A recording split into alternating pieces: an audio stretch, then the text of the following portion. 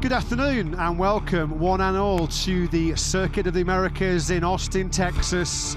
Is there a better vantage point than that anywhere else in world motorsport? We don't think so.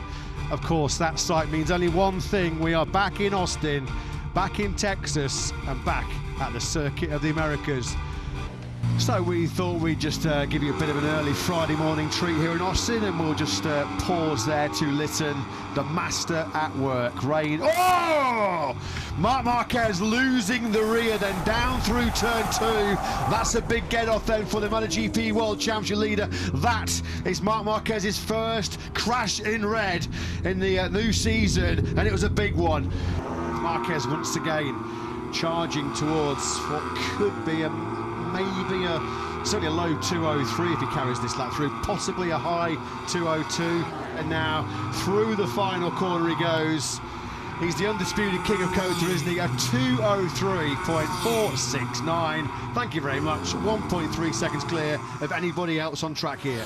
Marc Marquez, surely we are, indeed we are, a 202.929. Marc Marquez certainly delivered.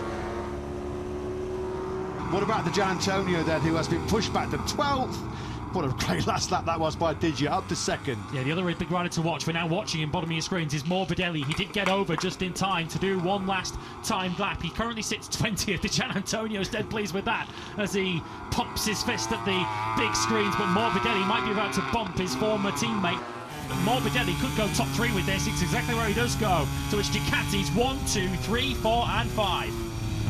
Viñales safeguards a place in the top 10. He's up in 7. Acosta goes second.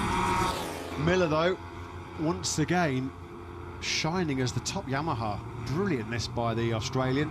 His best work today, a 203.953. What was the gap between Miller and Quartararo? 0.6 of a second, which is a big gap. Quartararo is being humbled a little bit right now by the brilliant performance of the Australian. We're watching Pedro Acosta now looking back at Joan Mir, both going very quickly. Acosta up into second, quickly beaten by Mir, who joins his former teammate inside the top 2. He's 0.8 of a second adrift of Marc Marquez, but the Honda once again is turning any critics that there were into believers here. Joan Zarco's gone down. That's going to really cost him because that's session over surely, and he's 11th fastest. So Joan Zarco was building towards what he hoped would be a Q2 lap. Here he is then.